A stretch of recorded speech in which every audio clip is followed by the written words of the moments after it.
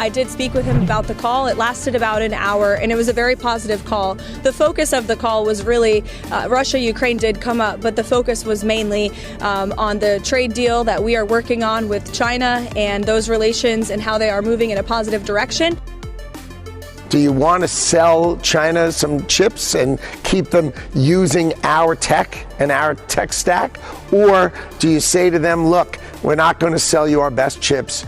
We're just going to hold off on that, and we're going to compete in the AI race ourselves. So that is the question. It's in front of the president. He's going to decide it. Will China remain shut off from Nvidia's most advanced chips? The answer to one of the biggest questions facing the tech world now rests with President Trump. His surprise phone call with President Xi is already spurring optimism that a thaw in U.S.-China tech tensions is underway. We'll explore the political calculus and the market reaction. Live from Hong Kong, I'm Yvonne Mann. This is Insight. Technology stocks driving gains across Asia after spurring a rebound on Wall Street. Growing confidence over a potential Fed rate cut in December, also a key force behind the rally. So wait, are we no longer worried about AI valuations in the weakening U.S. job market? We're going to view from Polka Mishra, partner at Javelin Wealth, coming up. And as China and Japan trade barbs, Beijing is pressuring other countries to side with its stance on Taiwan or stay out of the way. We discuss the implications for the rest of Asia as a spat between the region's two biggest economies worsens. ASEAN Plus 3 Macroeconomic Research Office CEO Yasuto Watanabe joins us ahead.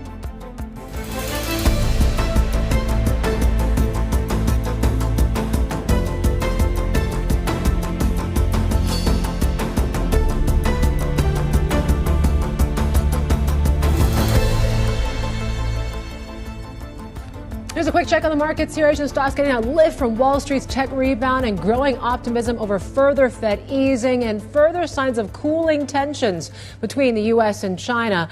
You heard from both Fed Reserve Governor Christopher Waller and San Francisco Fed President Mary Daly saying that they're backing a cut in December and due to concerns about the labor market. So this Fed sort of pivot, it certainly is boosting optimism here in the region. Although you take a look at U.S. futures, it looks like things have stalled a bit. We'll see how things wake up on this Tuesday morning on Wall Street. But we are up about 0.8% here in Asia. And what's driving it? It's the likes of Taiwan. It's the Kospi. It's the Hang Seng. These sort of tech-heavy benchmarks that are really kind of really rallying and benefiting from, of course, the tailwinds from the U.S. as well. So that's key to watch here. Key to watch, of course, is, of course, EMFX currencies as well, just given what we've been seeing in the yuan, for example, the rupee coming up later on this hour when India markets open, and Taiwan dollar as well. We're hovering around that 31.43 level here this morning. So that dollar resurgence certainly is one thing we're tracking very closely as well. And of course, where does it leave the geopolitics? And let's really zoom in on the developments that have been shaping market sentiment. We've just seen two unexpected phone calls involving the leaders of three of the world's biggest economies. Japanese Prime Minister Xi Takaichi spoke today with President Trump at his request, and she says the U.S. president briefed her on his earlier call with Chinese leader Xi Jinping. Now, that was the first direct conversation between Trump and Xi since last month's trade truce. Let's bring in our China correspondent, Min Lo, to unpack it all. I mean, so many calls. Yeah. The Trump-Xi one was certainly a surprise. What could have led to that phone call, you think? Yeah, it's interesting. I think there's still some speculation about who exactly initiated the call because that isn't very clear from the readout. And some reports are saying, citing sources, that China was the one that initiated the call, which is quite a rare overture from China. And I think timing is not a coincidence because we came off a weekend of frenzied talks to work out the details of this Ukraine-Russia peace deal. And after that, we have the Trump-Xi phone call. And there has been many analysts drawing parallels between the Ukraine war and the Taiwan situation. And we know China is of the stance that the U.S. has a double standard. It's supporting Ukraine's sovereignty, but then infringing on China's sovereignty. So this was a call in some ways to warn the U.S. and to really set the tone there. The Chinese media readout Xinhua saying President Xi was highlighting the importance of reunification with Taiwan as a key to the post-war order, and also dragging all that World War II context, talking about how China and the U.S. fought shoulder to shoulder against fascism, against Germany and Taiwan, and how important it is to maintain that current world order. And do you think, the sequence of events that phone call led to the phone call with Trump and Takaichi then this morning? Yeah, definitely. Actually, it's interesting if you look at the readouts from the Chinese side and the US side. Trump's Truth Social post was very much about soybeans, about fentanyl, about trade, and didn't really mention Japan and Taiwan. But the Chinese readout heavily focused on Taiwan and Ukraine. China also mentioning, it wants to see both sides, Ukraine and Russia, keeping to a binding peace agreement. But definitely Japan was a part of it because Takaichi and President Trump had that phone call at the request of President Trump. He briefed Takaichi on the content of that phone call and also ended saying, call me if you need me. So it's a kind of leaving the door open and really shows you how strong that relationship is at a time when we know the likes of Takaichi, for example, has been touting this new golden era in in Japan-China relations. That's certainly something that I think China will be watching very carefully. All right, Min, thank you. Our China correspondent Min Lo there with the latest. Of course, the big question now for investors is whether this thaw in U.S.-China tensions could lead to fewer restrictions on Nvidia's chip sales to China. Commerce Secretary Ihor Lutnick told Bloomberg it's up to President Trump to decide on access to the company's most advanced AI chips. That kind of decision sits right on the desk of Donald Trump, right? He's got Yie-Hsin from Nvidia, who really wants to sell those chips, and he's got a good reasons for it. There's an enormous number of other people who think that that's something that should be deeply considered. And the benefit that we have is we have Donald Trump in the Oval Office. He is going to weigh those decisions. He understands President Xi the best. He will decide whether we go forward with that or not. That's on his desk with lots of different advisors. The president loves to hear lots of different voices to make those kind of decisions, and he'll decide whether we sell those chips or not, and then we will go execute it however he decides to go forward. There's a bigger question here, Secretary Lutnick, about what national security is. Is it more of a national security risk to give China some of these high-powered chips, or is it more of a national security risk to not have U.S. tech in China? Has your view on that changed? Well, that's the question, exactly as well put and in front of the president, which is, do you want to sell China some chips and keep them using our tech and our tech stack? Or do you say to them, look, we're not going to sell you our best chips. We're just going to hold off on that, and we're going to compete in the AI race ourselves. So that is the question. It's in front of the president. He's going to decide. It's a really, really interesting question. He's got all the information. He's got lots and lots of experts talking to him, and he's going to decide which way he wants to go forward. Secretary Lutnick, meanwhile, use of IEEPA for tariffs is in front of the Supreme Court. The feedback has been skepticism so far from many of the justices, conservative ones included. As this plays out, can you walk us through how you'd prioritize the different alternatives should the administration's use of tariffs via IEEPA get struck down? So I was in the Supreme Court. I sat through the whole argument. The justices were tough on the beginning on the Department of Justice's, our person. But then they were much tougher on the other side, much, much tougher. So I left that day feeling very confident that we and the president was going to prevail on these IEEPA tariffs. So I think, you're hearing it from me, I think I was there in the courtroom. I heard it all the way through. I didn't sort of write my story halfway through. I sat all the way through to the end. The president's going to win that case because that makes sense for him to win. But I want to remind you, the president has lots of other authorities. He has 232s, he has 301s, he has 338s, he has a whole variety, 112, 122. He's got all sorts of other powers. And tariffs are going to be part of this administration going forward, but I don't think they're going to be necessary because the president's going to win the IEEPA case in front of the Supreme Court. That was U.S. Commerce Secretary Ihor Lutnick there. So what does this mean for investors? Joining us now is Laila Khawaja, Research Director at Gavekal. Also with us is Javelin Wealth Partner, Managing Partner, Polka, Mishra. Thank you so much, ladies, for joining us. Laila, I'll start with you. Obviously, there's a lot of talk about what these chip exports are going to look like out of the U.S. What's the likelihood, do you think, that the U.S. administration is seriously considering now allowing the sale of these advanced Nvidia chips to China? I think the chances are pretty high because the H200 is several generations behind the Blackwell.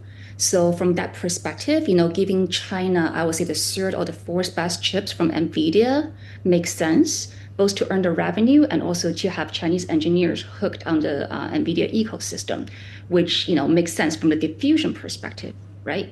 And then also at the same time, I would say that because US and China is really trying to maintain the stability of the relationship, so extending the third best offering, I would say is going to be a nice show of gesture. I would say the bigger question is whether China will actually take the H200. Right, that's a question because they've already banned the H20 ones in the mainland, and they're urging a lot of Chinese companies to use some of the domestic names, Huawei, for example, as well. Can you clarify a little bit of what China's stance is in all of this right now? Sure. So even though Chinese chips have been narrowing the gap in performance with Nvidia's offerings, but the reality is that they still lag very much behind Nvidia's best offerings in terms of the performance, the cost efficiency, and also, the software ecosystem, right? And all of this gap will take quite a bit of time. We're talking about years to close. So Chinese engineers at the current stage, they still very much prefer Nvidia's chips over domestic chips.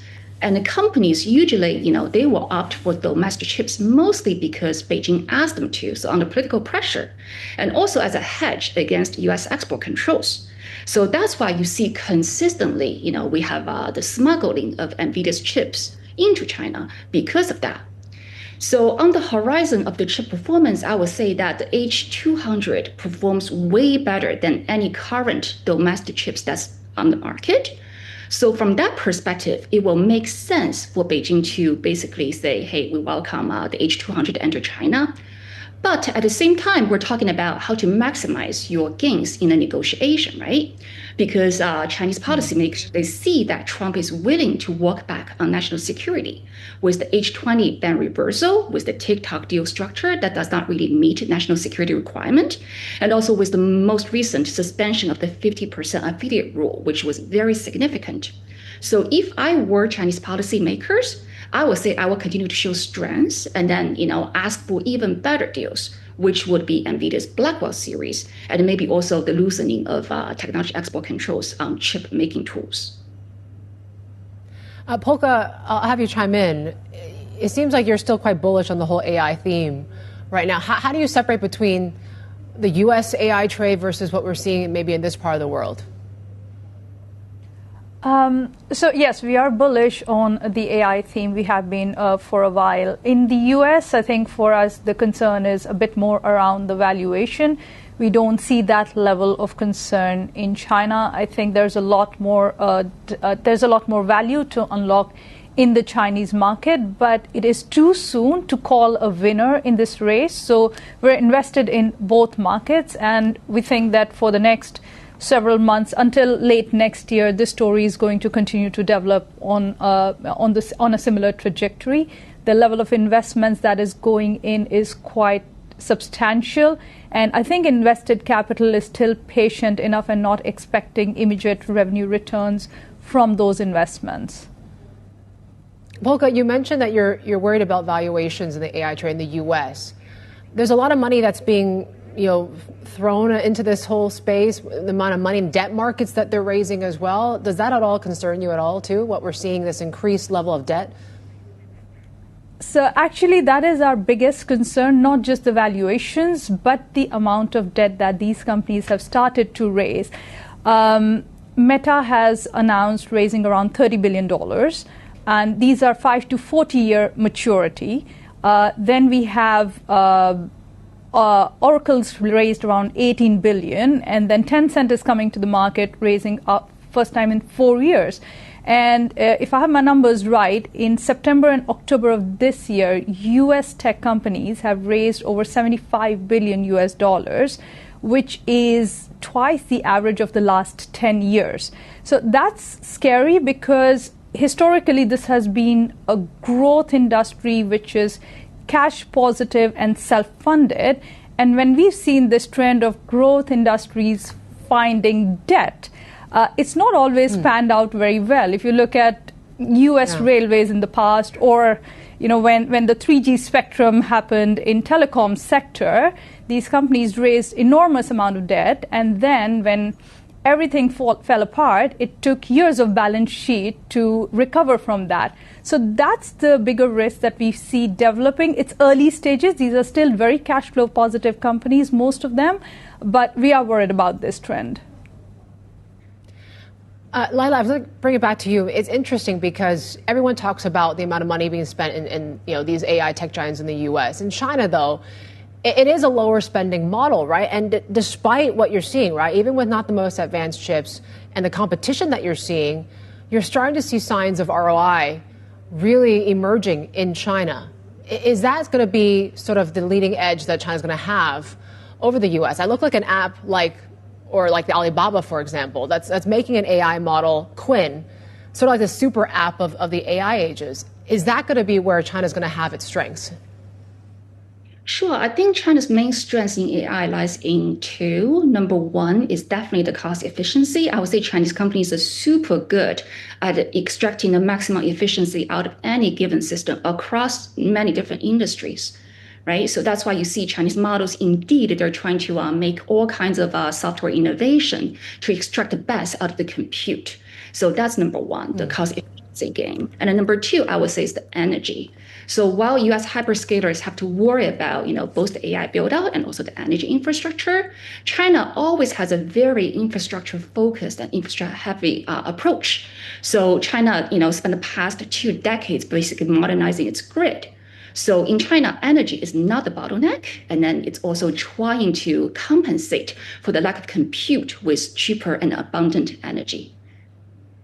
Yeah. Polka, we've seen that rotation within Asia, right? Where some fund managers looking away from Korea, Taiwan, saying valuations might have gone a bit too frothy there, and really pivoting to the China story, maybe because of what Laila mentioned, the power grid story, the AI story that continues to maybe have a bit more legs to it. Do you see this sort of rotation having legs? I think there's overall interest in Asia as such. Look, China is a very different market from Korea and Taiwan. They are very small markets compared to a China, compared to an India. So foreign money can rotate out very quickly.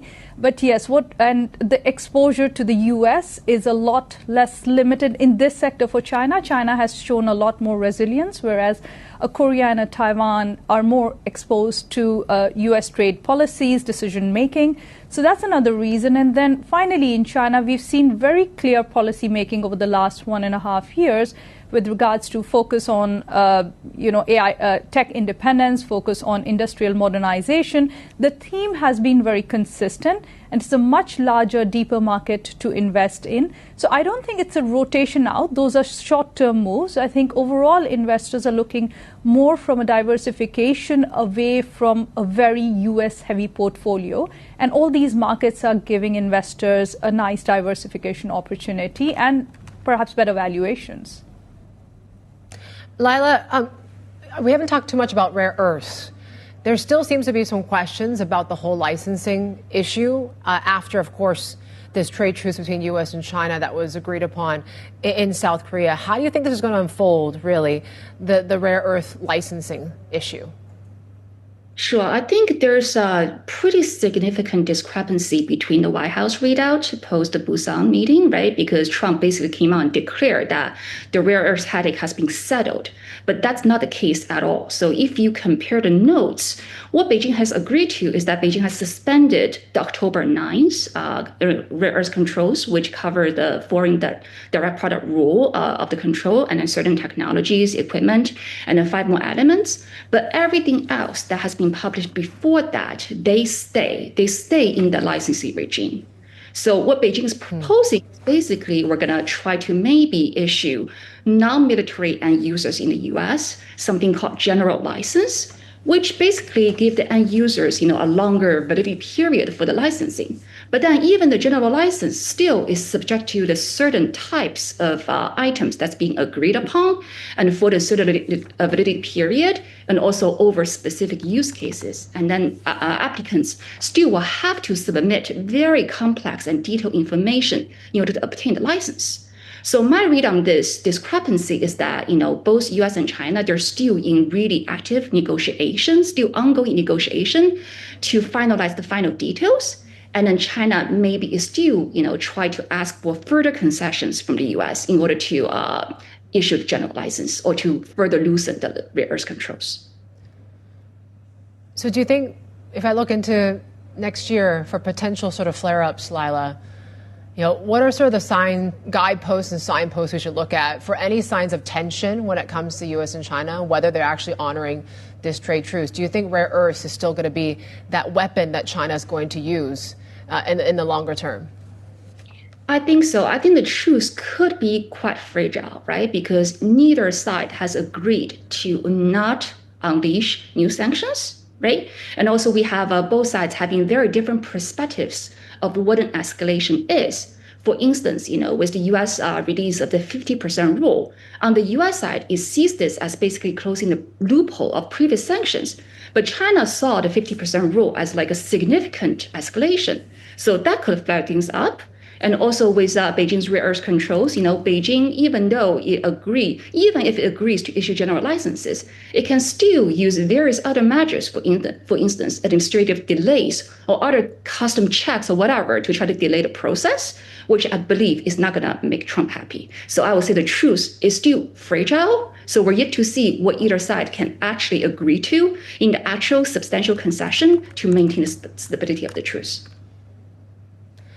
Polka, of course, we talk about this trade truce that's going to be happening for the next, 12 months or so. What's your take on markets? What does it mean for risk assets moving forward for next year? So first of all, I do agree with Laila that the truce is very fragile. So we have to watch it on a day-to-day basis. But on the whole, it is positive for the markets, positive for risk assets as well. Look, these are two of the largest economies in the world, and they're very interlinked trade, and the trade tensions have not helped either side. If you look at, for example, U.S. exports of agri down 70% in certain sectors to China. So it's an overall positive, not only from the perspective of U.S. markets and Chinese markets, but also emerging markets. We've had this concern about China exporting deflation to all the markets, and so far it has helped because central banks have been able to cut rates. It's helped ease inflation pressures for the time being. But now that the rate cut cycle for a lot of these markets is closer to the end and not that aggressive, the deflationary pressures coming from China were becoming a bigger concern. So if China's back to exporting to U.S., that eases pressure from these markets as well. So on the whole, positive, even by that secondary effect, Yvonne. All right. Polka, thank you. And Laila, thank you. Laila Khawaja there, Gavekal Research Director, and of course, Polka Mishra from Javelin Wealth Management. She's going to be staying with us for more on markets. And we're going to talk more about the Fed and the outlook for rate cuts there coming up. This is Bloomberg.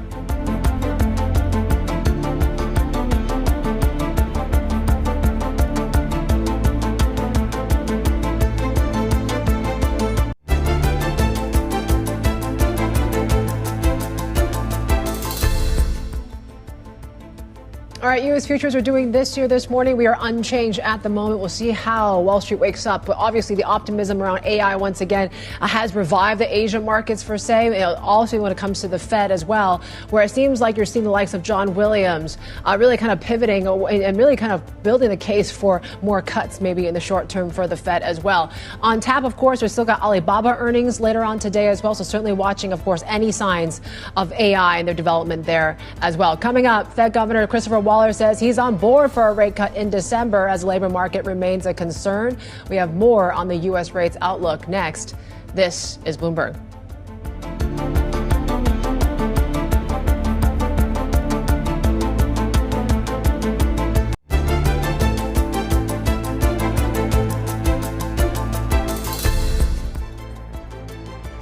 Welcome back. You're watching Inside. Here's a look across Asian markets as mainland China heads to a lunch break, and you are seeing, at least when it comes to the Hang Seng, we are up by 1.25% here, and really following what we're seeing when it comes to likes of Thailand here. CSI 300 is also up by 1%, but it really is that AI trade that has revived once again, and that's really is thanks to what you're seeing in that left panel, right? 77% now probability that the Fed is going to cut in December. What a dramatic reversal, right? Or at least a boost we've seen. I think just as of last week, we were talking about 30% or 35% odds. And really it has been the Fed chatter that we've seen of late. We just talked about the Waller comments. John Williams, the New York Fed president, also spoke about building the case around cuts soon, he said as well. And as we know, the New York Fed president usually does align with the Fed chair, historically speaking. So that's what led to that massive kind of move up in Fed expectations as well. That certainly is what we're hearing. Here's more from Waller and how he's supporting further easing. My concern is mainly the labor market in terms of our dual mandate. So I'm advocating for a rate cut at the next meeting. We're going to get a flood of data that's released. And if it's kind of consistent with what we've seen, then you could make the case for January.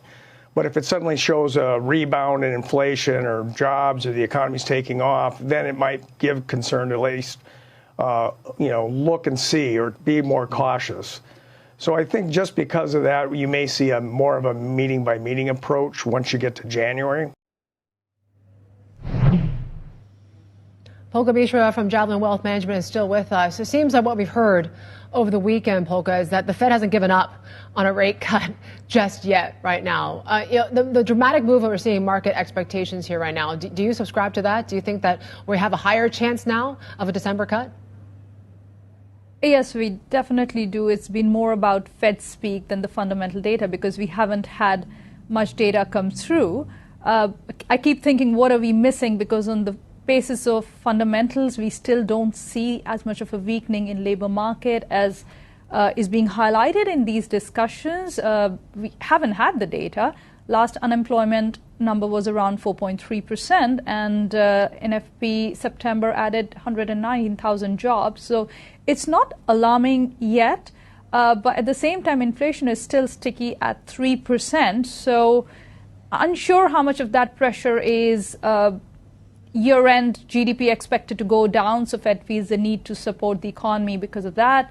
But yes, it seems like concerns around labor market are dominating over getting inflation back to the 2% number right now.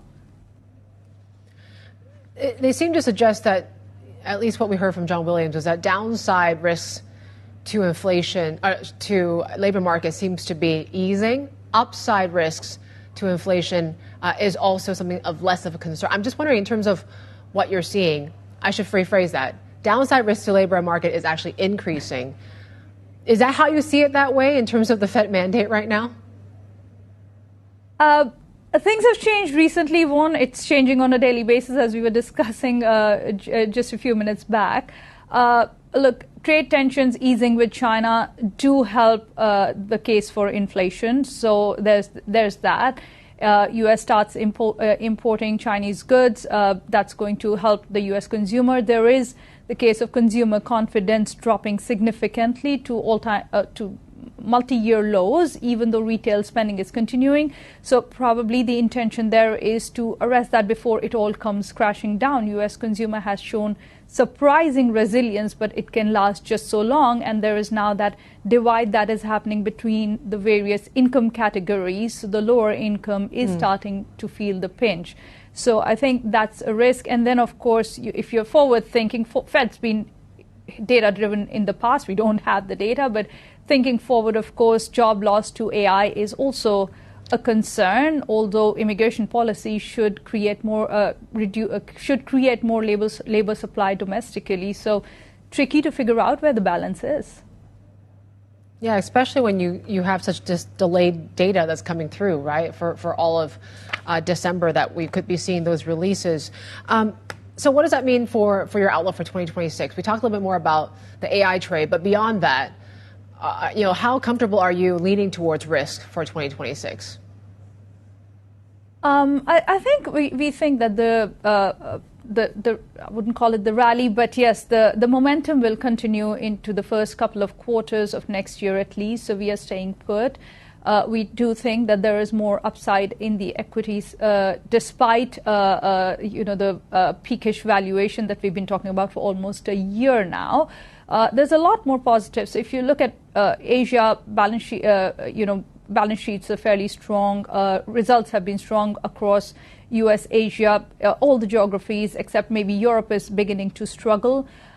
We also think that as the U.S. rate cuts start, that's going to bring more liquidity into the markets. That's going to help further, and trade tensions easing contribute further. So there's fewer risk elements, except for, of course, geopolitical escalations that keep happening. We're getting a bit comfortable about U.S.-China relationships, but that can be very volatile. One single event can trigger another avalanche of tariffs. So it's going to be constant watch, but at this point, we think until the first couple of quarters, we're well positioned. The 2025 was a year where I think investors really started doubting this whole U.S. exceptionalism trade. Do you think that has changed in any way? I mean, do you think that we could be seeing a reversal, just given, if the Fed's going to resume cuts next year, are we sparking more optimism back into this U.S. market now? I think the diversification away from the U.S. was not only driven by the U.S. exceptionalism fading away, but it was also around the inconsistent policy, the messaging, tariffs coming in, tariffs going away. So it's become a bit difficult to do the trade with the U.S. So it's more a diversification away, and I think now that trend is a bit bedded in. There have been more trade ties that have happened between other geographies of the world. We've seen India, Europe, we've seen India, China coming together, Japan, Korea. So a lot more has happened, and a lot of this development has happened in the last 1 year. So it's not that investors are suddenly going to move away from the United States, but they are getting concerned about this extremely large allocation to one economy where we cannot rely on what the policy is going to be a quarter from now. So that risk aversion is also causing that diversification away from the U.S. What does that mean for the dollar? It seems like much of this year was about the softness of the dollar. We've seen a bit of that resurgence come back in some way. Is that strength in any way long-lasting to you?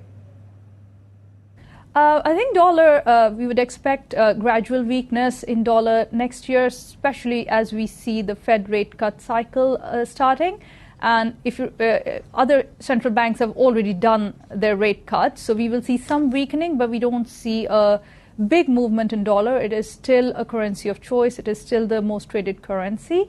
So slow decline in US dollar, but remember, it's still at a very strong position historically. And then what it means in terms of the relationships that we're seeing with other asset classes. I mean, should we see a return of relationship with higher dollar, higher U.S. Treasury yields? Is that going to resume itself for next year? How are you looking at these correlations now? Yeah, that's a tricky one. U.S. Treasuries, especially. I mean, we're concerned about the high level of deficit. So we do feel that unless there's income coming through, unless there's tariff income coming through, and significant one at that in U.S., at some point investors are going to want to be paid a lot more for holding U.S. Treasuries. So we think that there could be further weakness, and as rate cuts start, it's just going to start being less attractive for the investors. So we feel longer dated U.S. Treasuries will remain under pressure. What role does gold still play in portfolios, Polka? I mean, I'm looking at around 4,000, sub 4,200 right now for gold prices. Is that still going to be a big sort of portion of portfolios next year? And what role does it play? So historically, it plays the role of a hedge, but this year round, it's moved along with the markets and more so. We continue to hold gold in our client portfolios depending on their risk profiles. The allocation varies. Central banks are still continuing to buy gold, so there's support for that. And look, it's all looking a bit easier now with discussions, possible discussions with Ukraine, Russia, U.S., China trade tensions easing up, but the risk of geopolitics is still quite high. The tariffs are still high. I mean, we're seeing some easing, but we're still in a very high tariff regime. Trade is not all that easy. So I think gold still continues to play a big role as a hedge in client portfolios.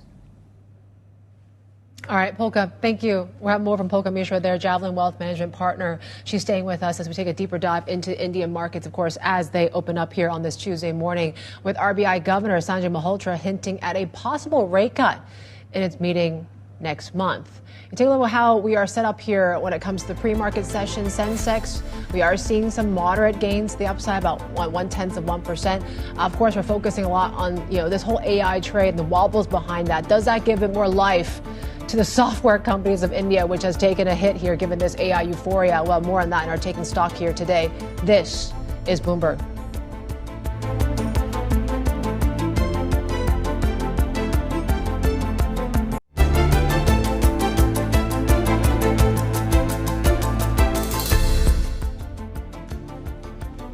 Let's talk about the RBI now. India's central bank governor Sanjay Malhotra says recent macroeconomic data strengthens the case for a December cut in the benchmark rate. The RBI has lowered the repurchase rate by 100 basis points since February, but kept policy steady in October. Let's get to our Bloomberg's economy, trade, and investigate agencies reporter Shruti Srivastava coming up here as well to talk a little more about that, right? The scope for a policy cut in December. Obviously, there's a lot of things to really kind of weigh on the face of all this here right now. Let's bring in Polka Mishra as we start to kind of bring up Shruti in just a bit here. But Polka's still with us in Singapore from Javelin Wealth Management.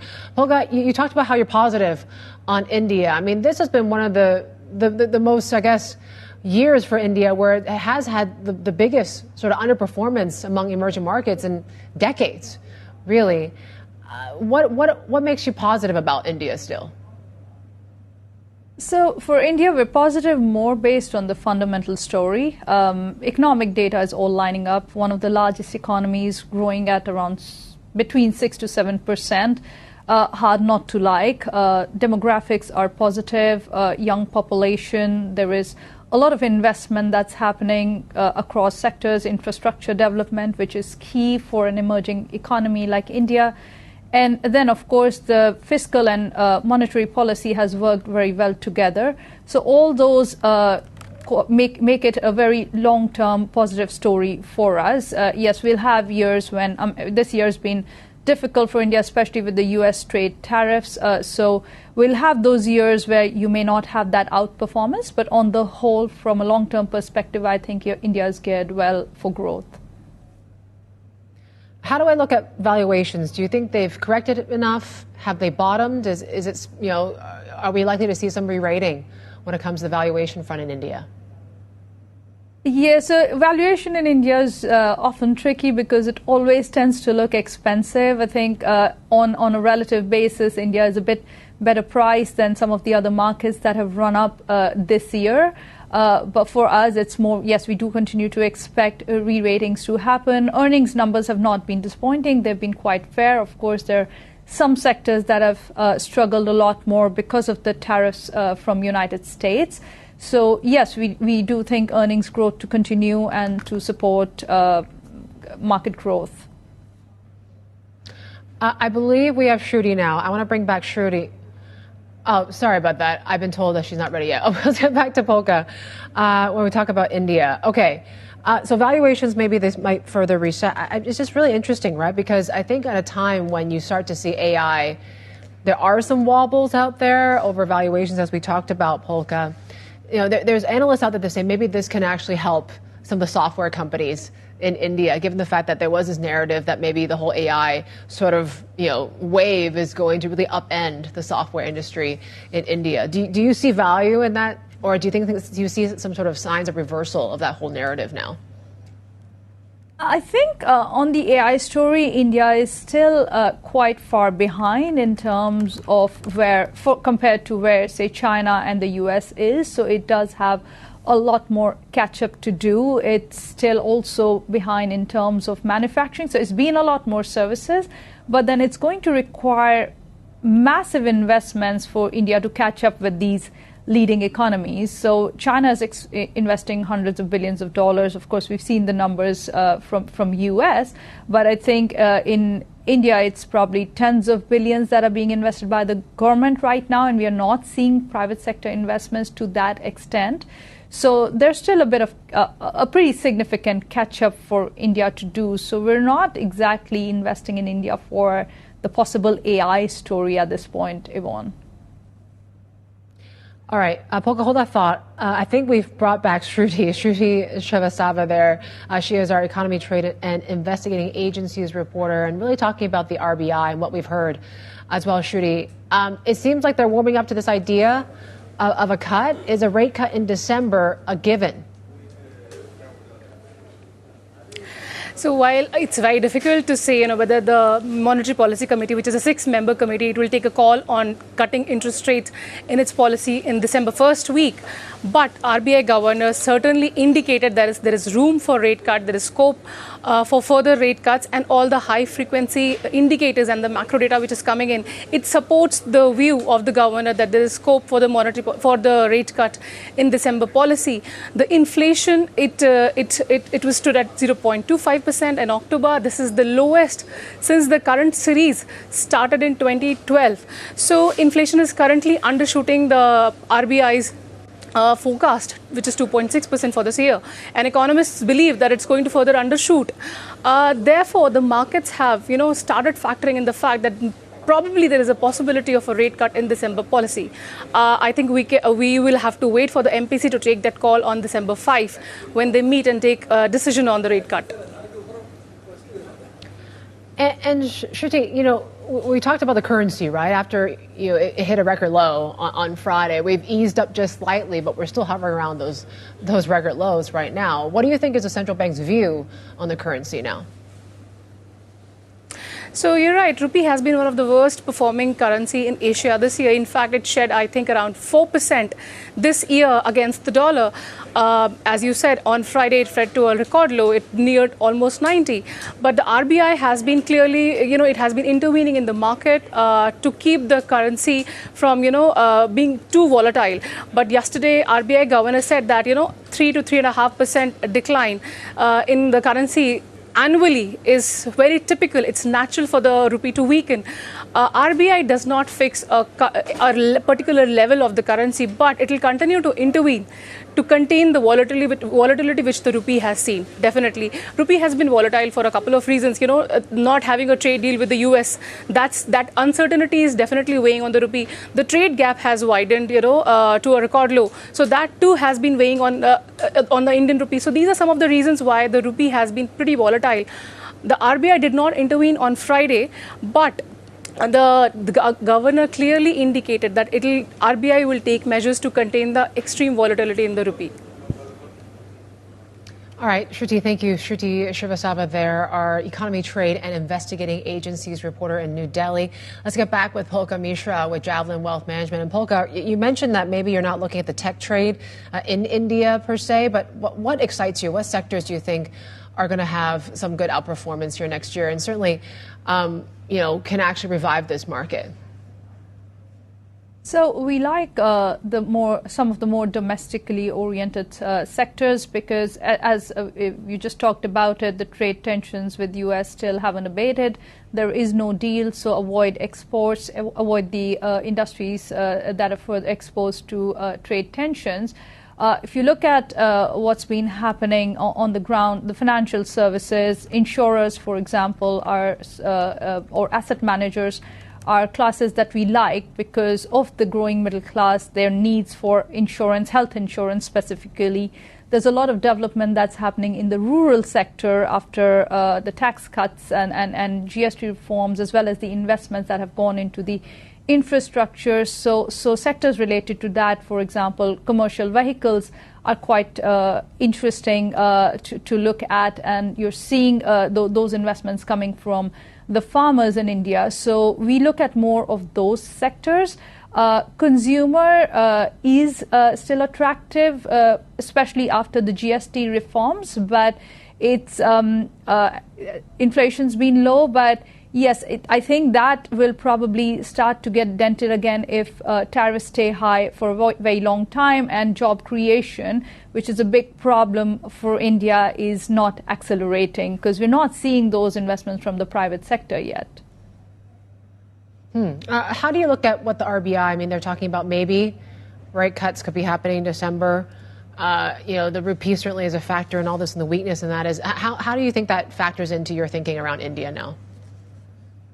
Yeah, so RBI has the room to cut. Inflation has been in check. Monsoon's been good. Actually, monsoon's probably been a bit excessive, which has resulted in the infrastructure numbers being flat.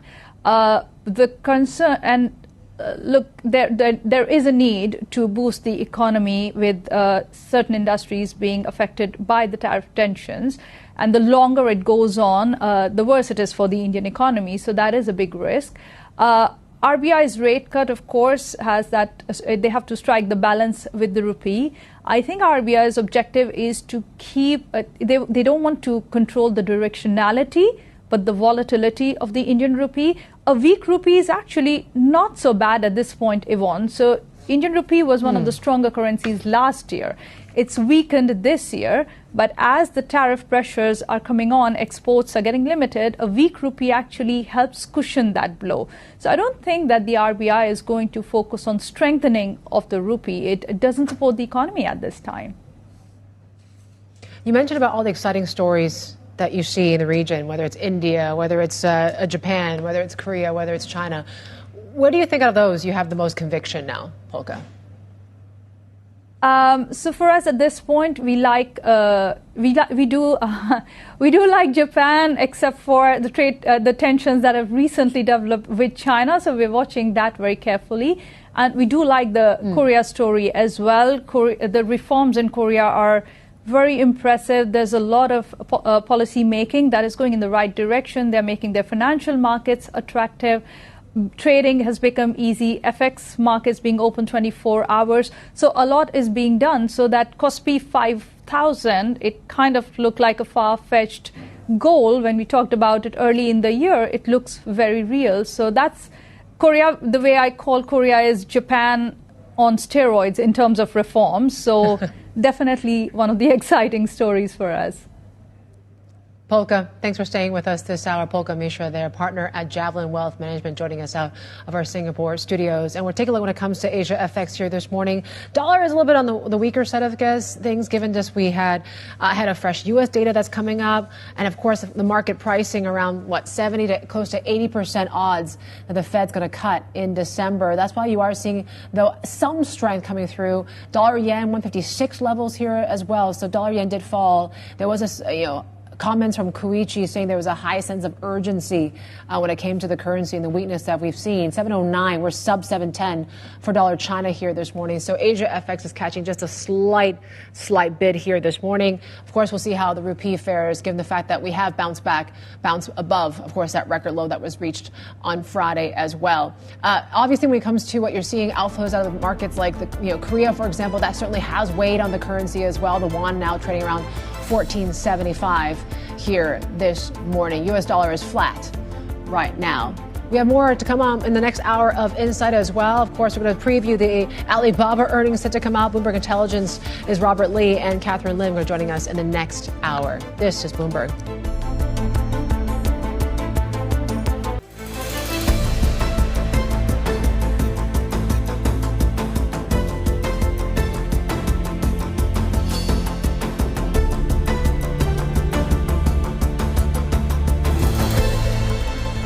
I think it is an open question whether Trump will be willing to negotiate elements of U.S. longstanding policy on Taiwan, perhaps in exchange for more tactical economic concessions. If the U.S. shows that it's willing to negotiate on matters of its own national security, that's going to weaken its hand on negotiations across the board. CSIS Freeman Chair in China Studies Senior Fellow Henrietta Levin there speaking to Bloomberg about Chinese President Xi Jinping's move to press Trump when it comes to Taiwan. And when we take a look at markets, though, certainly that's not the main thing that's really driving this rally that we're seeing in Asia Pacific. Although when you take a look at the likes of KOSPI and Nikkei, they've actually kind of turned flat to actually negative in the last couple of minutes or so. So certainly that's one thing to watch as well.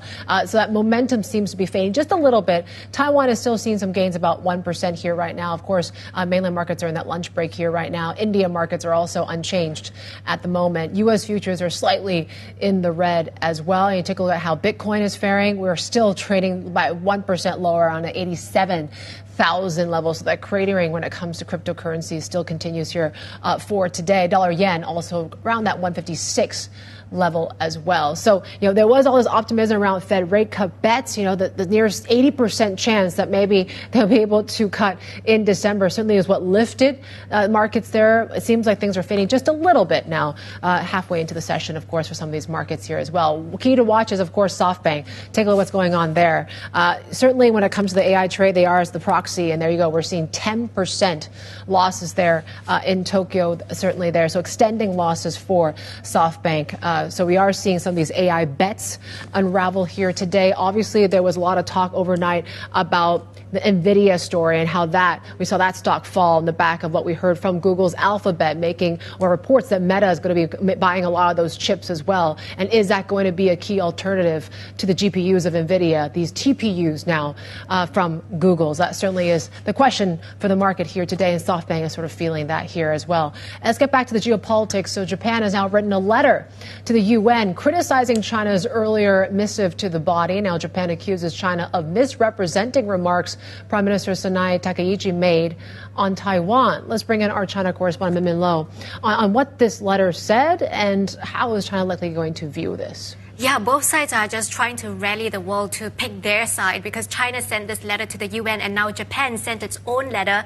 criticizing the Chinese letter, saying that their statements were lacking factual basis, basically, and saying that they misrepresented what Takaichi had said. And the letter also said that Japan is not threatening self-defense or the use of force in the absence of any armed attack. And we're going to the semantics here. It's because the Chinese letter, a summary of that letter stated that this is the first threat of force that Japan has made on China. And I think just reading that Japanese letter, it really doesn't go to the crux of the issue because China is still concerned that Japan is not closing the door to invoking self-defense in the event of an armed conflict with Taiwan. So basically both sides trying to, rally the rest of the world to pick their sides, and China also invoking this World War II era clause under the UN Charter called the Enemy Status or Enemy States Clause, which says that they can act in self-defense against fascist or antagonistic countries like Japan, like Germany. But of course, Japan is saying that this is essentially outdated by this time. We are no longer in World War II. In the crux of all this is Taiwan. How are the Taiwanese, dealing with this right now? Yeah, it's interesting. Taiwan has actually come out to say that it's the best thing that happened to them, that in that phone call that Trump and Xi had, Trump did not specifically mention Taiwan in his statement on Truth Social, and they said that this is a good sign. It shows that Taiwan is not being used as a bargaining chip along the likes of soybeans and fentanyl, for example. And Taiwan has been showing pretty subtle signs of support towards Japan and the U.S. For example, you have Lai Ching-te posting on social media on X a picture of himself eating sushi with Japanese text, and also encouraging Taiwanese residents to travel to Japan to buy Japanese goods, in stark contrast to how China had advised its people not to go to Japan. So it's kind of carefully calibrating its messages here in order not to anger China, but at the same time expressing its support for Japan. All right, Min, thank you. Our China correspondent Min Lo there with the latest. Let's get more now on the global economic implications of this China-Japan spat. Joining us now is Yasuto Watanabe, Director and CEO at the ASEAN Plus 3 Macroeconomic Research Office. The office serves as a policy advisor to China, Japan, Korea, and ASEAN member states. Yasuto-san was also the Senior Deputy Vice Minister of Finance at Japan Ministry of Finance. Yasuto-san, it's very great to have you here. I have to get to the news, of course. Given that China and Japan is part of this whole ASEAN Plus 3, how do you see this all playing out? So, as a representative of the international organization, I wouldn't make any direct comment on the diplomatic tie, but what I can say is the economic relation, economic tie among the member countries, among the ASEAN Plus 3, including China, Japan, Korea, is quite remains stable and also strong. And if the case of some macroeconomic implication called the AMRO is an economic surveillance arm, so that we will closely monitoring the situation. So far, we've seen China roll out measures to curb tourism, seafood, entertainment like films in Japan. What sort of hit do you think this could have on the Japanese economy? So far, we haven't seen any specific data about any released one. So, for example, like the tourism, the maybe discouragement from China to Japan. So we will closely monitoring with if the case of that there would be some implication for the macroeconomic perspective. But I myself is rather interested in the move from China to Japan will be suspended. Maybe those tourists, the alternative route can be the Korea or the ASEAN country or the domestic expenditure. So that in a sense, if there would be some macroeconomic implication, we will monitoring it if needed. This brings back to what, 2010? That 2012 sort of spat that China and Japan had as well, where China did actually use this weapon of rare earth shipments, where they did actually withhold those to Japan. Do you think that they would be using that card once again this time around? Unfortunately, I am not in a position to make that comment. So we are rather the macroeconomic surveillance not for the political analysis we would make. Do you see any sort of off-ramps then on the horizon? So far, we don't have any data and also statistics yet. Okay. Let's get your take on really just overall what you're seeing in ASEAN. Certainly there's been optimism when it comes to data, right? This resilience that we're seeing in exports and trade in parts of Southeast Asia. Do you think we were just over too concerned about what tariffs could do to this part of the world? Were they just overblown, these concerns? The answer is yes and no. Our projection for the next year's ASEAN plus 3 the GDP growth would be the 3.8%. This year, previously, the 6 months ago, our projection is 3.8%, and we upgraded for 4.1%. Mainly for the 4 reasons. One is, as you mentioned, for the export is better than expected, especially related to the semiconductor area. The second one is the conclusion of the deal with the U.S. And another one is the FDI to the ASEAN is more than expected. And the fourth one is the macroeconomic, the measure taken by the authority, including the monetary easing. Half of the monetary the authority taking the easing the policy for within this year. But of course, for the next year's outlook, we are a bit the easing to from 4.1 to 3.8%. Of course, the kicking of the U.S. tariff measure will be kicking for the whole year.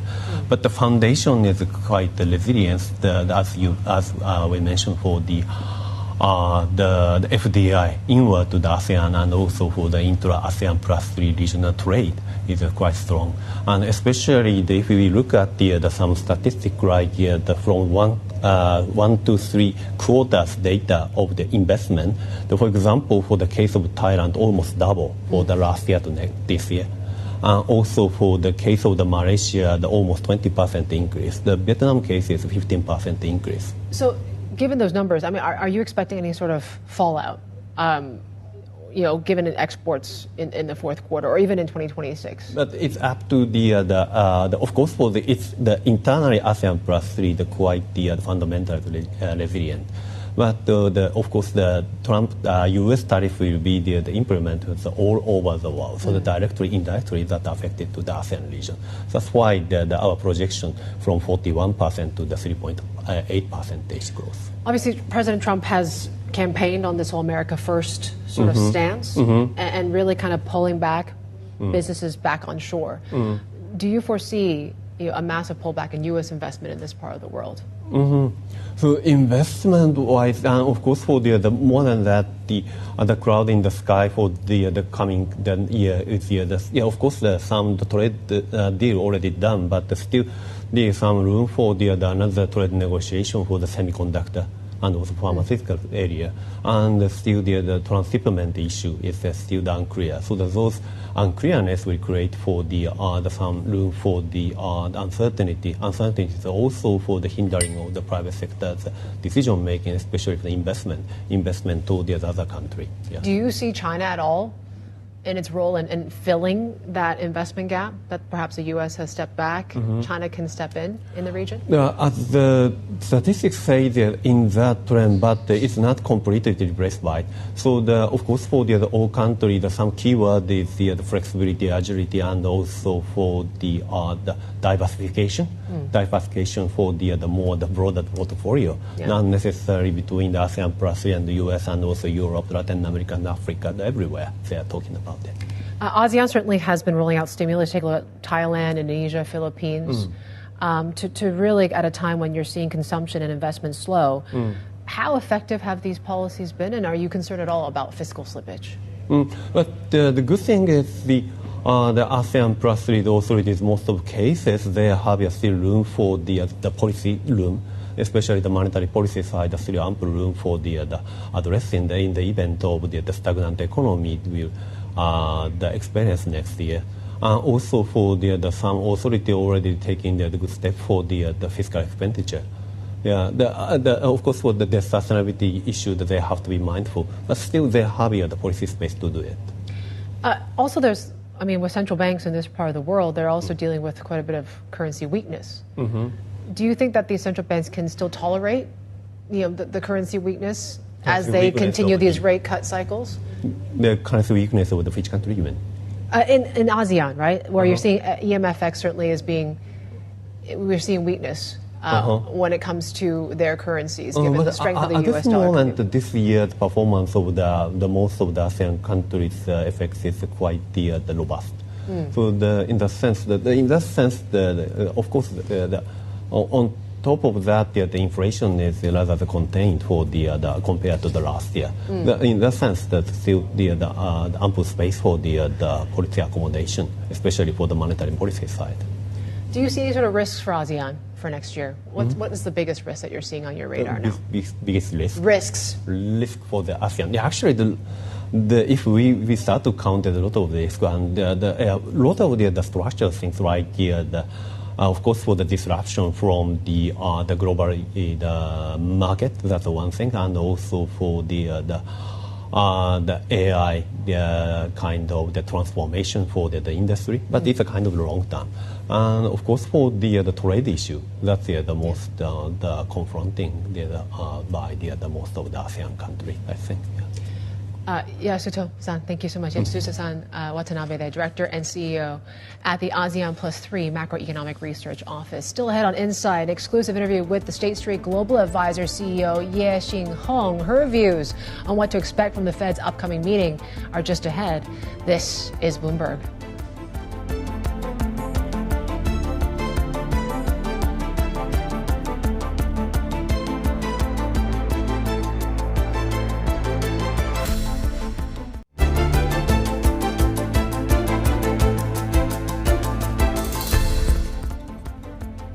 Well, State Street Global Advisors says a 25 basis point Fed rate cut in December makes sense for the U.S. economy. The CEO, Yie-Hsin, also told us exclusively that she sees reductions next year totaling 50 to 75 basis points.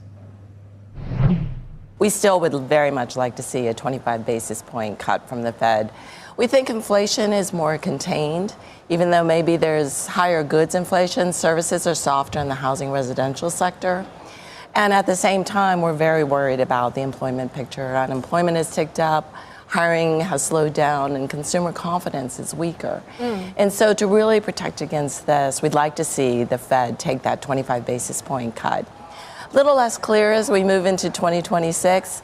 We may be not calling for as much as 100 basis points, but somewhere in the neighborhood of 50 to 75 basis points makes sense to us. I also want to talk about how investors are positioning amid all these different cross currents, because one of the most interesting stories to me, I think, of 2025 is still this red hot demand for cash. You take a look at money market funds, you take a look at cash like ETFs, the lines just keep going up, even though you do have the Fed starting to reduce interest rates here. And I wonder, first off, what you make of that and what will finally break the fever. Is it lower interest rates or is it something else? Well, the need for income is very significant, and whether that's because of sort of developed economies, have aging populations that are looking at cash. Cash is providing multiple uses within a portfolio. It's generating income, it's dry powder should there be a major correction. And it also helps to diversify the overall portfolio. And for that reason, we think cash probably stays at these sorts of levels. May come down, but I think that might need some greater investment opportunity than perhaps investors see today.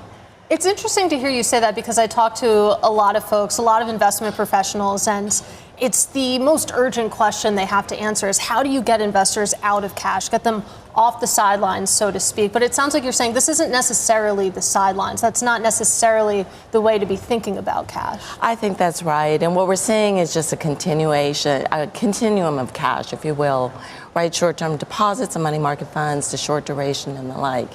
And we do see some argument for extending maturity slightly in the short and intermediate term of the curve. At the moment, credit spreads are incredibly tight, investment grade and high yield. And so moving along that sort of treasury spectrum, we think is warranted. But again, it's not the same as a lot of cash moving into the market. Mm-hmm. And so cash being one of the big stories of this year, so too are private markets. And I know that, of course, in November, you took a minority stake in Collar Capital that specializes in the secondaries market for privates. What is the plan there with that stake, and how does it fit into your overall strategy when it comes to private markets? We're very excited about this partnership and ownership interest in Collar Capital. They're one of the very first to develop the secondaries market and have capabilities on private equity and private credit secondaries. And if you look at the broader volume, secondaries are only 1-2% of all fundraising that happens. And so this is a segment that's been growing at 15% per year. We think has a chance to triple in the next 5 years. And so this liquidity aspect and being able to give investors access to already invested portfolios, we think is a really compelling proposition that we're looking forward to introducing more of our clients to their capabilities and looking at what we can do together from a product collaboration standpoint. Interesting. So when it comes to the secondaries market, it sounds like you're basically trying to position to take a bigger piece of what is a growing pie. That's correct. Interesting. And I know that you've said in the past that overall that you would be in the market to buy a private asset firm. Is that still the case? We're very excited about this acquisition. We'll continue to evaluate if it makes sense to add other capabilities. But for the time being, between our interest in Collar Capital, our partnerships with Apollo, Blackstone, Bridgewater, bringing their really great capabilities to market alongside our ETF strengths, it's keeping us really quite busy.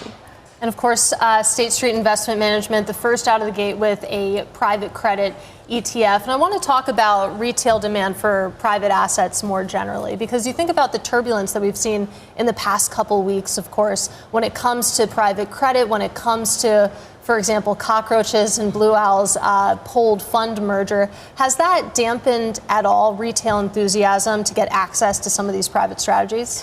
I think from where we sit, we continue to see investment discipline in the private credit arena. Defaults may be rising slightly, but from a very low base.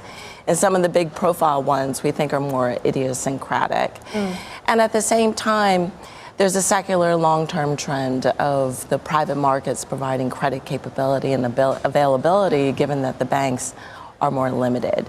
And so the liquidity aspect, the income aspect of private credit, we see continuing to be in demand by retail investors.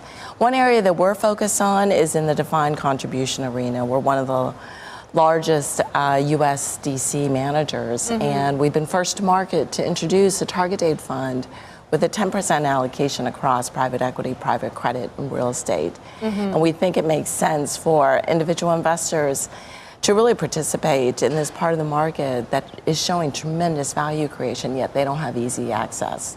And Yie-Hsin, we only have a couple minutes left. I have to ask you about ETFs. That's, of course, the sandbox that I play in the most. And what's interesting is you think about share classes. Dimensional Fund Advisors, for example, last week finally got the green light from the SEC to launch ETF share classes of existing mutual funds. I know that State Street Investment Management has basically asked for the reverse, to launch mutual fund share classes of existing ETFs. Given that approval hasn't been issued yet, let's just talk about what dual share classes, if improved en masse, could mean for the asset management industry and what it could look like 5 years from now when we finally get up to speed here.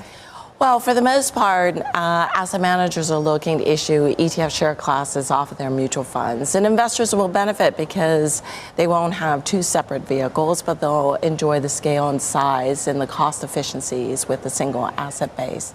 We're a little different. We're a very substantial ETF player. We're also very significant in the retirement arena. And we're excited to be launching mutual fund share classes off of our ETFs, which are already very low cost, very efficient. And by virtue of the ETF structure, we lower transaction costs. And we think that'll be a substantial benefit to so many retirees. Interesting. So just to tie a bow on that, so basically, if you were able to launch mutual fund share classes, you would be able to put some of your ETF strategies as mutual funds into 401ks. Absolutely. And that was State Street Investment Management President and CEO Yie-Hsin speaking exclusively with Bloomberg's Katie Greifield.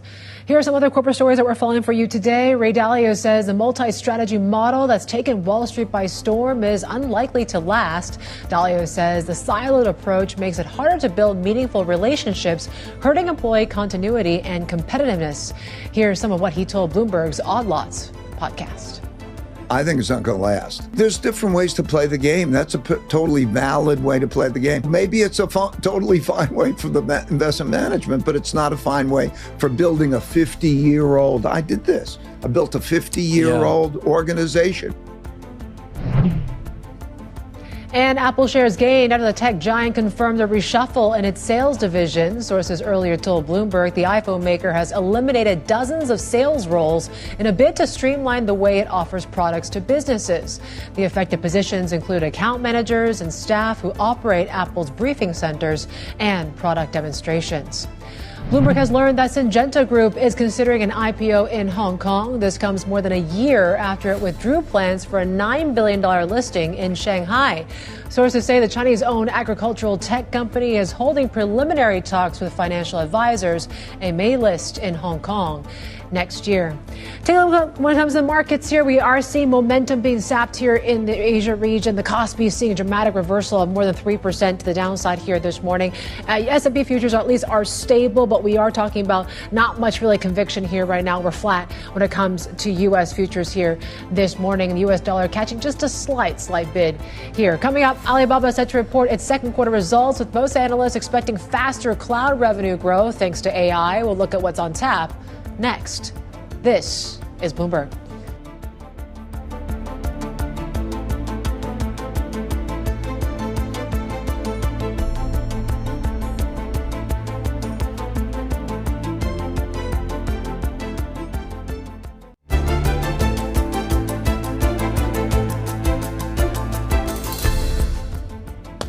Welcome back. You're watching Insight. We're tracking gains across Asian markets. And we have lost a bit of momentum on this Tuesday morning. Take a look at what happened in Kospi there. We basically saw a 3% sort of reversal in the last few minutes or so. Topix is also in the red here right now. And watching very closely, Taipei is still doing okay.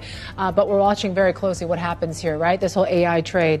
And what's next? The next catalyst potential to watch could be what could fire up Asia's AI-driven rallies would be Alibaba's earnings if it manages to beat estimates. It is scheduled to report its second quarter results today, and analysts expect to see an increase when it comes to its cloud revenue growth. Let's bring in our Bloomberg Intelligence senior analyst, Robert Lee. He's here with us in Hong Kong. So in terms of the cloud business, what are you expecting, Robert?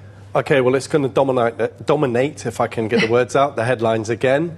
I think it's all about AI when it comes to Alibaba. So in terms of our numbers, we're looking for the cloud revenue growth to accelerate to the high 20%, maybe even the low 30s. So that's going to be a pretty good print on that front. But as you're aware, there's a lot of pricing pressure, heavy competition within the core of their business, which is e-commerce. We've seen, weakness from JD.com and then in previous quarters from Meituan. So as Alibaba is looking to defend its turf under heavy competition from some of these more nimble rivals, they're subsidizing, they're sacrificing margin to try and secure their market share. So the real risk factor is on the margin for their core e-commerce business. And then another point that I may have made before is, whilst their headlines on AI are, really impressive, it's not really big enough to move the needle in terms of their group earnings. The earnings contribution coming through from cloud is relatively limited. So whilst it's a driver of sentiment, it's going to have no major impact on their bottom line performance. So you don't think this is what we're going to see in cloud is going to transform its earnings? Just to quote a number at you, Alibaba's capex has gone up nearly 4 times from about 2 years ago, from $3 to $4 billion US dollars to 15 or 16 billion this. Yet the incremental, I'm having problems with my words today, the incremental or additional profit contribution within that cloud business is only about $600 million. So the ROI is not very high at all. And in fact, a rising cloud contribution is actually diluting their overall group margins. So again, it depends on market sentiment, market mood. It's a driver of sentiment, but in reality, it's too small to make a decent impact to the bottom line. So where are we in this whole AI race then? We look at US, we look at China. Who's winning so far? I think if you look at some third-party benchmarking services, I think most people would agree just from casual interest, ChatGPT is still the premier, AI agent out there. Yeah. But if you look at the actual stats from third-party benchmarking services, the performance premiums are only 10 to 11%. So it's not an order of magnitude higher. And the reason I raise that is the American players and OpenAI in particular are spending substantially higher levels of capex than their Chinese counterparts. So China's really doing it on a budget. It's more focused on short-term wins, on productivity savings within its broader economy. So it's a much more pragmatic strategy that's focused on near-term wins. Yeah. So I think that's the major difference between the two. And as I said, America has a technical lead on the software side. But again, it's not an insurmountable lead at the moment. And again, that reflects the very limited barriers to entry or low barriers to entry on the AI software side. Again, as I've quoted before, there are more than 500 large language models in China at the moment. We're getting one almost every week, I feel. Absolutely. The news overnight was about what we heard from Google, right? And Alphabet and this potential deal with Meta, that Meta's going to buy all these different TPUs now. And people are saying that the narrative is this is going to be a close alternative to Nvidia's GPU chips. How do you see that faring? I think that's exactly the case, because Nvidia is, maybe not by its own choosing, it's a monopoly supplier at the moment. And I think the economists would describe its profits as being supernormal, abnormally high. Yeah. This level of high profit and high margin and high pricing is probably not sustainable in the long term. So again, it's back to business school textbooks, economic textbooks. That will attract competition, or it will force their customers to look to alternative suppliers or to design their own chips. That's what you're seeing in the US or beginning to see.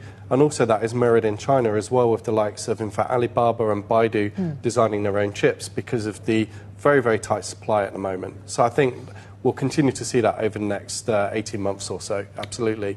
Robert, thank you, Robert Lee there, our BI senior analyst on what to expect when it comes to the Baba earnings coming out later on tonight. And subscribers can, of course, turn to your terminal for more of that coverage. T-Live Go is your function for the latest updates, post commentary, and analysis from our expert editors. And speaking of AI, right, robotaxis are also a hot topic among investors. And here's a look at how shares of WeRide are trading in Hong Kong through this morning's session. We're up about 2% after the firm trimmed its third quarter net loss on increased orders. Its peer, Pony.ai, is due to report results later on today. Let's bring in our Asia Transport reporter, Danny Lee. He's with us here right now. Your takeaways for the WeRide results? So WeRide's results, having cut its losses by 66% year over year, it's making great strides towards that kind of profitable goal, and still on lower levels of revenue. So that kind of performance on the results has really gone into the momentum into the kind of stock performance today in Hong Kong, up 2% so far.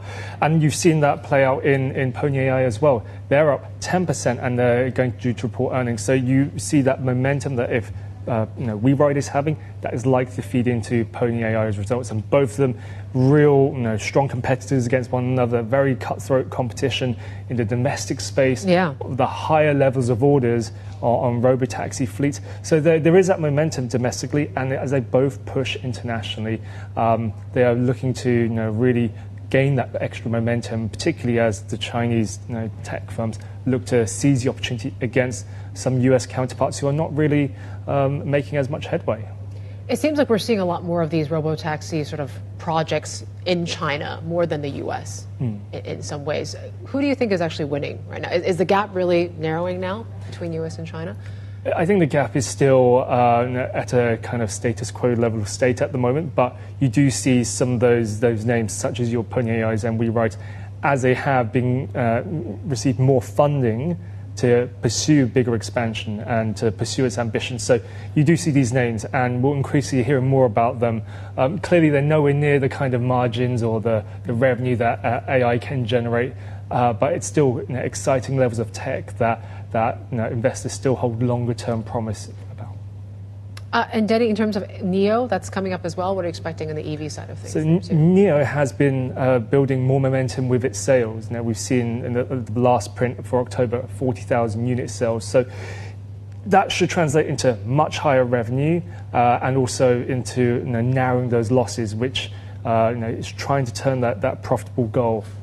Probably won't happen this time, but maybe next year. However, I think it's going to be key what kind of print it will give for its fourth quarter revenue guide, perhaps, because we've seen the likes of XPeng be punished by investors in recent weeks because it gave a much more underwhelming picture of its revenues. So given the competition, the backdrop of the price wars ending and the likes of, particularly as NIO has a range of brands it can sell at better price points, it should be doing better in selling. So therefore, can it meet the investors' expectations? So we'll see how it performs later.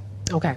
Danny, thank you, Danny Lee there, our Asia transport reporter on the earnings that we're expected to hear from robotaxis to the EV side of things in China. Let's get perspective now from Michael Dunne, CEO of Dunne Insights, a consulting and market intelligence firm with clients worldwide. Of course, we've been talking a little bit more about the robotaxi space in China, Michael, and certainly there's been so much happening there. We talk about, the likes of WeRide able to narrow their losses there.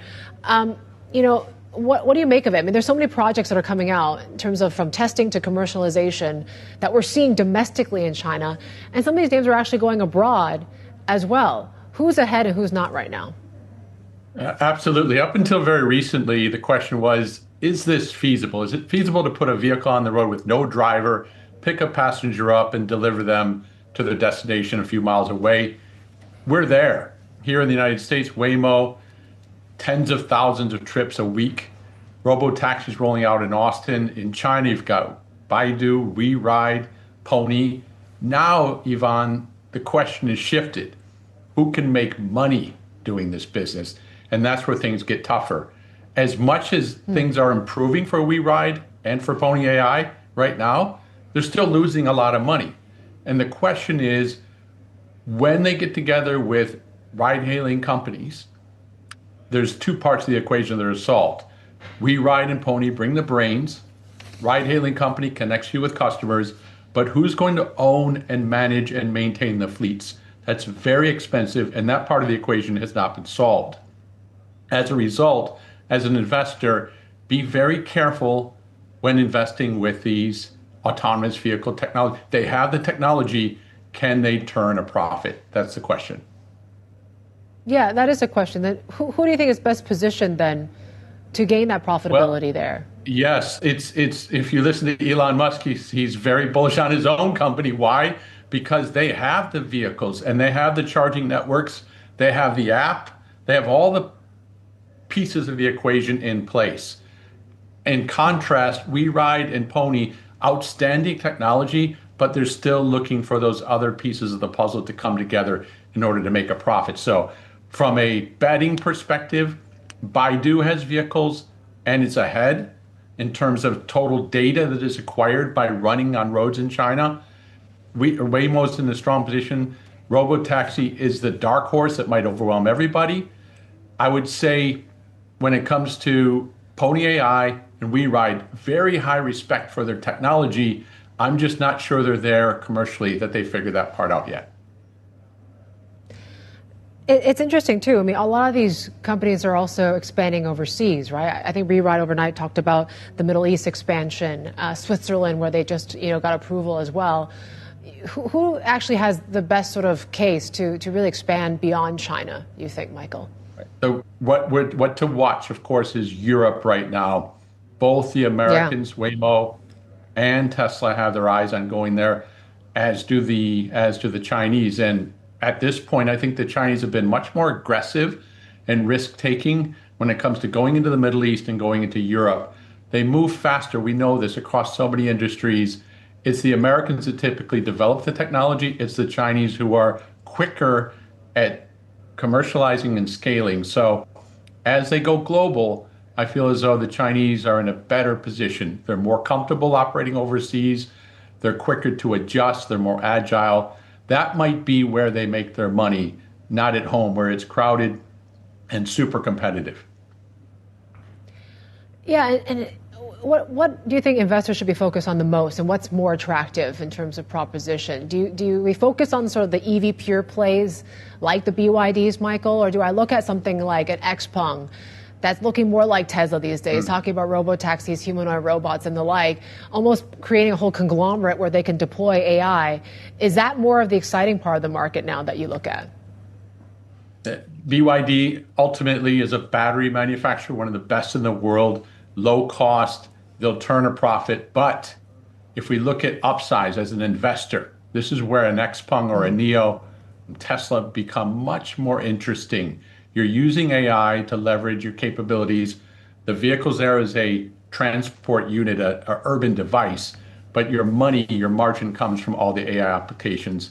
And this is where an XPeng or a NIO or a Xiaomi has Huawei have big advantages. And how do you look at the competition domestically right now? I mean, Danny, our colleague, was just talking about maybe we could be seeing the end of price wars in China. Yes. Who's going to emerge as certainly the winner in all this right now? Obviously, given the fact that they've really kind of eaten up on their margins in the last few months. They really have. If you look at China's auto industry, dozens and dozens of players in the EV space. Arguably, only two make money. That's BYD and Tesla. And nobody loves a price war, but given China's continued sort of sluggish market overall and overcapacity in both gasoline, electric, and EVs, I don't see an end to the price war. It's like everyone predicts that consolidation will happen right around the corner in China. This has been true for 20 years, and we still haven't had consolidation. I'd love to see the end of a price war. I think everyone would, but we're not there yet. What could end this price war then? I think the solution for Chinese automakers is the salvation, the oxygen is going global. They're not making money at home. All the profits are overseas. They sustain themselves for a lot longer simply by making the margins in new markets in Europe, Middle East, Africa, Southeast Asia. The Chinese are on track to export 8 million cars this year. That's up from 1 million just 5 years ago. It's unbelievable. Biggest exporter in the world. Yeah. Why are they exporting? Because they make profits overseas, not at home. So you could have a situation where China becomes this like no profit, maybe even make losses at home, massive machinery of a manufacturing center that supplies cars globally because they can make profits in those overseas markets. Yeah, I mean, we've seen domestically car sales have fallen in October, especially when it came to deliveries of EVs. That's also slowed as well as we start to see some of these subsidies phase out. Michael, how are you looking at next year? Are we in for a deeper slowdown then as these sort of tax breaks fade? The number one thing that Chinese automakers worry about is not having access to global markets. So I don't expect the Chinese market to grow. There's no real reason to think. It's been flat for the last 4 or 5 years. EVs have taken off, but the overall market's the same. If the Chinese automakers, for any reason, should get shut out of the European market or Southeast Asia or Africa, then they'd have to come back home and find themselves drowning in overcapacity. So look for them to push out globally and just try to hold the line inside China, making a little bit of profit, probably losing money. Just staying slightly above even will be a good result for most Chinese automakers next year. Yeah, Michael, we've talked about all things these EV makers are getting into, right? Whether it's robotaxis, I mean, humanoid robots is certainly one thing as well. Why do you think the likes of Tesla and XPeng are really kind of delving into this space here right now? And really, what part of the supply chain do you think really benefits from this, this optimism around humanoid robots now? Right. So it doesn't take too much imagination to think about EVs as commodities within the next 5 years. I mean, prices are coming down. Everybody's learning the industry. Barriers to entry are very low. Anybody can enter. And you've got a simple equation. You got a battery to a motor to the wheels. So Elon looks ahead and says, ooh, that looks like a commodity type business. I don't want any part of that, and I won't win if I'm up against the Chinese there. Let me pivot strongly, put all my chips on autonomy, because that's where I can use AI to really do magical things with a car, taking drivers out of the labor costs. There's no labor costs. The drivers are gone. Make nice margins on that business. That's where things get exciting. Not only with cars, of course, but he'll say humanoid robots. And I was talking to the people at XPeng just last week. They're super excited about their own humanoid robot. Look for that to be the direction of car companies, the leading car companies in the future. In terms of, you mentioned about the export side of things, right? That this is probably the way out for a lot of these automakers in China to still actually do okay. Do you see any sort of risk there for survive, right? Do you see any sort of risks on that scenario here? I mean, given the fact that you've seen the EU scrutinize a lot of the exports that are coming from China as well, what else could we foresee in terms of the risks around that front? Protectionism is on the rise in Europe and even in Mexico. Mexico used to be 20%. They're going to go to 50% and look for the United States to put even more pressure on Mexico to keep Chinese imports out, as USMCA gets renegotiated. So the single greatest risk for Chinese automakers looking to export is if the United States, Europe, Japan, and Korea somehow got together and said, you know what, our markets are the most lucrative places to play in the world. You're not welcome here. That would put Chinese automakers in China, for that matter, into a tailspin. Like, my goodness, we need that like we need oxygen to make profits. And for Tesla, too, I wonder, what do you make of their performance in China now? I mean, we're talking about, you said that Tesla's only the few that can make money in China, but we're starting to see a lot of troubles there. Sales are at a 3-year low. How big are the troubles for Tesla now in China? They're surrounded from below by BYD, from equals like Xiaomi and Li Auto and XPeng. And wow, it's like 13 against 1. So, and the margins are being chipped away. And Tesla's original sort of secret superpower when it arrived in China in 2020 with the Model 3 was, hey, we do over-the-air updates, we have great software, we have charging networks nationwide. That's largely been equaled by several Chinese automakers. So then now Elon's saying, oh, just like in the United States, I have to pivot hard to FSD. And he's working super hard to get approvals from the Chinese government to allow robotaxis in China. That's a big ask, and it's not certain where it's going to go, but that's Elon's direction. Like, if he just sits there selling his EVs against all this Chinese competition, it's going to be a very hard road for Tesla. I never know Elon to sit still. He's going to push hard on robotaxis for China.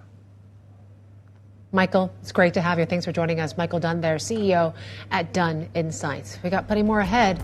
This is Bloomberg.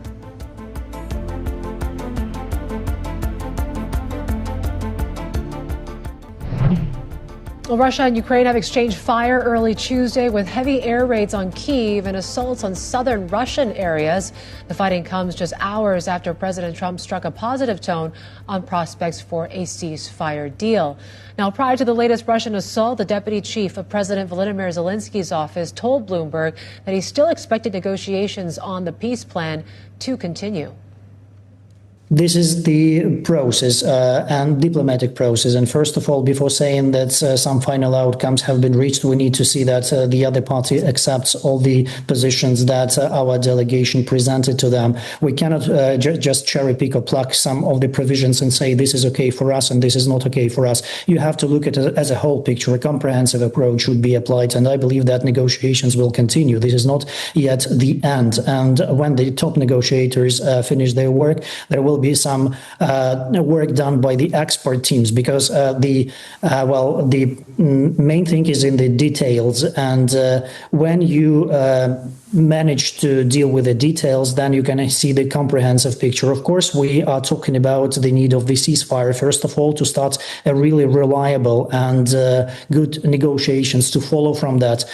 Without the ceasefire, it's a little bit useless to talk about peace, because when the barrage of missiles continue to fly over your heads and into the civilian objects, it's very difficult to continue this way. So it's, first of all, the idea was to present the positions and then to touch base on them at a later stage. Maybe in this couple of days, the negotiations will continue, but more on a working level.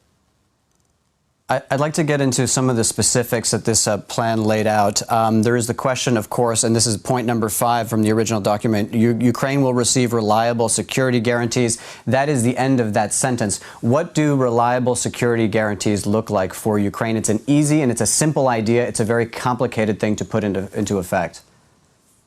First of all, the main security guarantee for Ukraine for many years to come will be the air defense shield. And this is what we stem from. And the insurance that these systems, which are needed to protect our skies and meaning to protect the lives of our people, will be delivered in time. And it's also about the size of the Ukrainian army. So we cannot say that we will agree to downsize the Ukrainian army without any other hefty contribution from the guarantors of this security. This is what we need to look at very soberly, and to keep in mind that Ukrainian army is the only thing that can, the only force that can ensure the protection for Ukraine. So this is our two principal things that we need from the starting point. And that was the deputy head of the Ukrainian president's office, Ihor Brusylo, speaking with Bloomberg's Oliver Crook. In terms of what we're seeing, we're reversing some of the earlier gains here in some of the Asia stock markets here today. We're still in positive territory, but the Kospi is just upside about 1/5 here this morning. Nikkei as well, some modest gains right now. That's it for us here on Inside Horizons. Middle East and Africa is next.